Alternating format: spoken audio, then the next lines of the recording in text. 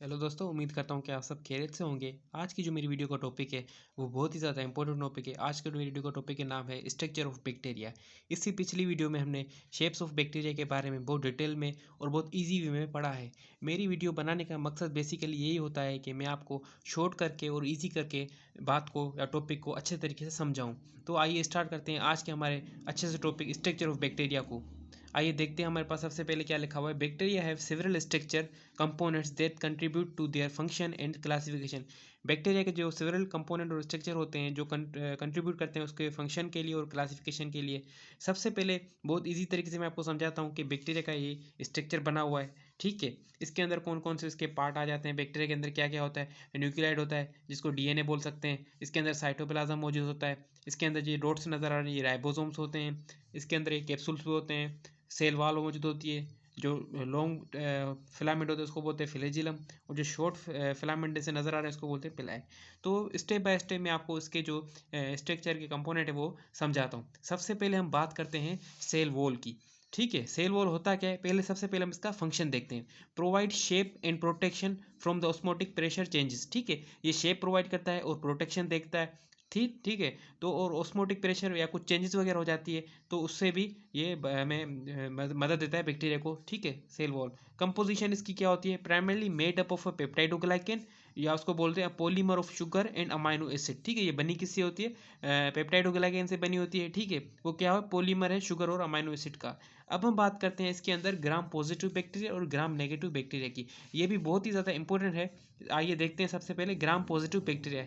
Gram positive bacteria में क्या होता है, have a thick peptidoglycan layer. इसके अंदर जो है थिक पेप्टाइडोग्लाइकेन लेयर होती है किसके अंदर, ग्राम पॉजिटिव के अंदर। और जो स्टेन करता है वो पर्पल इन ग्राम स्टेन। ठीक है, और कलर जो है वो बहुत ही ज़्यादा इंपॉर्टेंट रखता है स्टेनिंग के अंदर। अगर पर्पल कलर आ रहा है तो इसका मतलब है कि वो ग्राम पॉजिटिव है। और जो इसका एग्जाम्पल लिखा हुआ है वो स्टेफिलोकोकस है। ठीक है, स्टेफिलोकोकस है।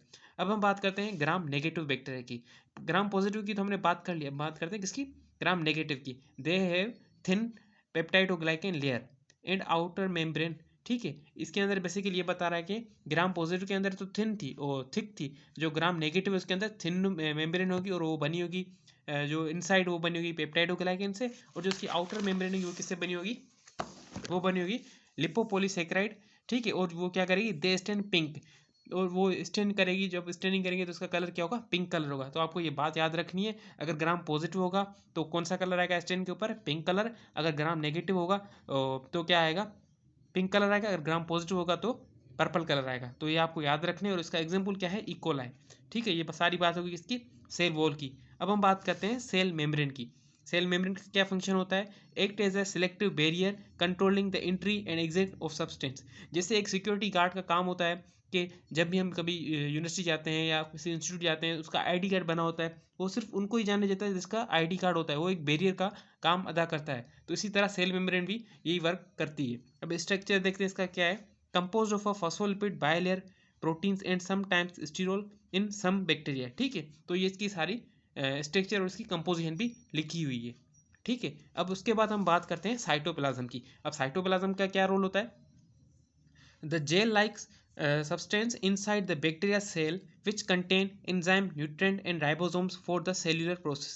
ठीक है जी, आप सबको पता है कि साइटोप्लाज्म क्या है, एक जेल लाइक सब्सटेंस होता है, वो बैक्टीरिया के अंदर मौजूद होता है। और उसके अंदर क्या क्या होता है, एंजाइम्स होते हैं, न्यूट्रिएंट्स आते हैं, राइबोसोम्स और सेल्यूलर प्रोसेस सारा साइटोप्लाज्म के अंदर होता है। अब हम बात करते हैं उसके स्ट्रक्चर की। It is a thick viscous substance, वो थिक होता है और विस्कस सब्सटेंस होता है। Where the cell metabolic activities occur, और जहाँ पे सेल की मेटाबॉलिज्म की एक्टिविटीज़ भी होती है। तो उम्मीद करता हूँ कि आपको मेरी ये वीडियो यहाँ तक पसंद आ रही होगी। आप सबसे ये रिक्वेस्ट है कि मेरी वीडियो को कंप्लीट देखें और मेरे चैनल को भी लाजमी सब्सक्राइब करें, तो मुझे मोटिवेशन मिले, तो मैं और अच्छी अच्छी वीडियो आपके लिए बनाता रहूँ। आगे देखते हैं हमारे पास क्या है इसके अंदर।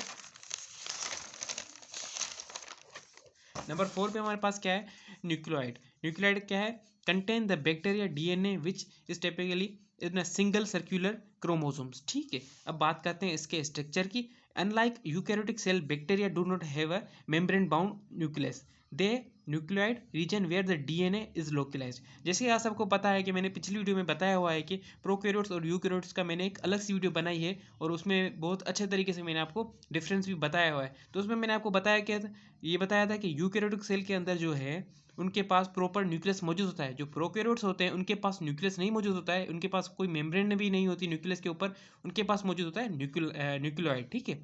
तो वहाँ पे उनका डीएनए मौजूद होता है। ये स्पेशली बैक्टीरिया की बात हो रही है। अब हम बात करते हैं नंबर 5 में हमारे पास क्या है, प्लाज्मिड। अब प्लाज्मिड क्या होता है, ये भी एक इंपॉर्टेंट है, इसके बारे में देखते हैं क्या है। Similar circular DNA molecule, they are separate from the chromosomal DNA, ठीक है। ये सारी प्लाज्मिड की डेफिनेशन हो गई।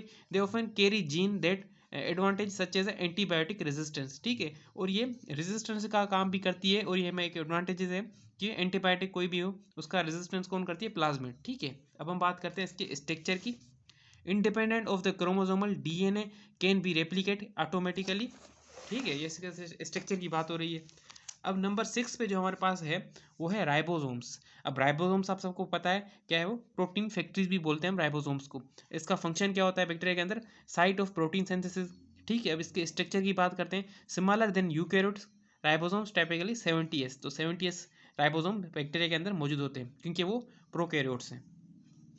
अब बात करते हैं इसके नेक्स्ट पार्ट की, फ्लैजेला। फ्लैजेला का क्या काम होता है, use for the motility allowing the bacterium to move towards away from the stimuli, या उसको बोलते हैं कीमोटैक्सिस। बेसिकली फ्लैजेला का जो काम होता है वो मूवमेंट का होता है, या जो, ठीक है, टूवर्ड्स या अवे मूवमेंट का जो बेसिकली काम होता है वो फ्लैजेला की मदद से होता है। अब इसका स्ट्रक्चर कैसा होता है, long whip like structure made of the protein flagellum, ठीक है।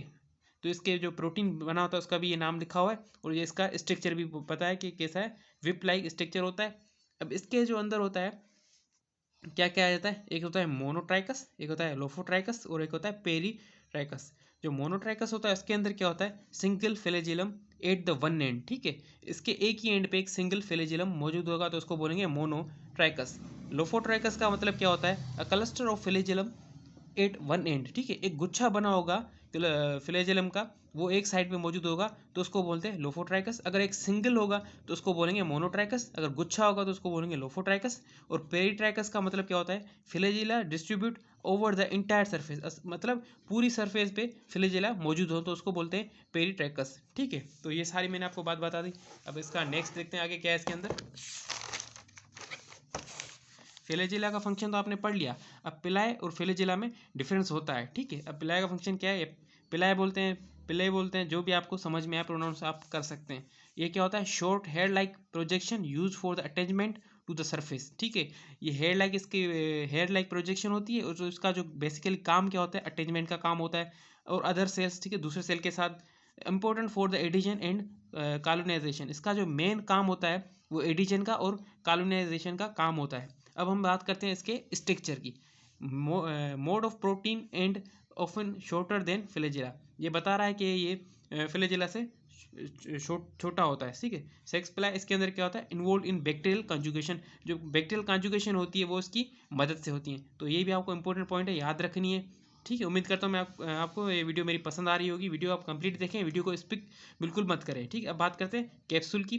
कैप्सूल को क्या बोलते हैं, ग्लाइकोकैलेक्स, ठीक है। इसका फंक्शन देखते हैं क्या है, sticky gelatin layer that surround some bacteria providing protection from the phagocytosis and it is also help with attachment to structure, ठीक है।